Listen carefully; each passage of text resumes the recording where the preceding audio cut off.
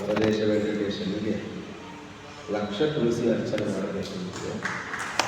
ಆ ಸಂದರ್ಭದಲ್ಲಿ ಅವೆಲ್ಲ ಕೂಡ ಮತ್ತೆ ಇದೇ ರೀತಿಯಾಗಿ ಸೇರಿಬಿಟ್ಟು ಅನಿಲಾಚಾರ್ಯರು ಕನ್ನಡಾಚಾರ್ಯರು ಎಲ್ಲರಿಗೂ ಕೂಡ ಈ ಹಿಂದೆ ಮತ್ತೆ ಕಾರ್ತೀಕ ಮಾಸ ಒಂದು ಏಕಾದಶಿ ದಿವಸ ನಾವು ಸೇರಿಕೊಂಡು ಅದನ್ನು ಪಾರಾಯಣ ಮಾಡಿ ದೇವರಿಗೆ ಸಮರ್ಪಣೆ ಮಾಡಿ ದ್ವಾದಶಿ ದಿವಸ ಪಾರಾಯಣ ಮಾಡಿಕೊಂಡು ಅದನ್ನು ದೇವರಲ್ಲಿ ಒಂದು ಸಮರ್ಪಣೆ ಮಾಡಬೇಕು ಅಂತ ಆಸೆ ಇದೆ.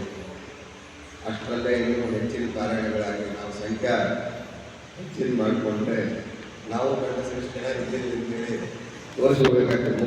ಮುಖ್ಯ ನನಗೆ ಸಂತೋಷ ಆದದ್ದೇ ಅದು 3 ಜನ ನಮ್ಮವರು ಸೇರಿದ್ರಪ್ಪ ಅಷ್ಟೋತ್ತರ ಮಾಡೋದಾದ್ರೆ ಒಂದು ಸಲ ಆಗ್ಬಿಟ್ರೆ ಮುಗದೇ ಹೋಗ್ತದೆ.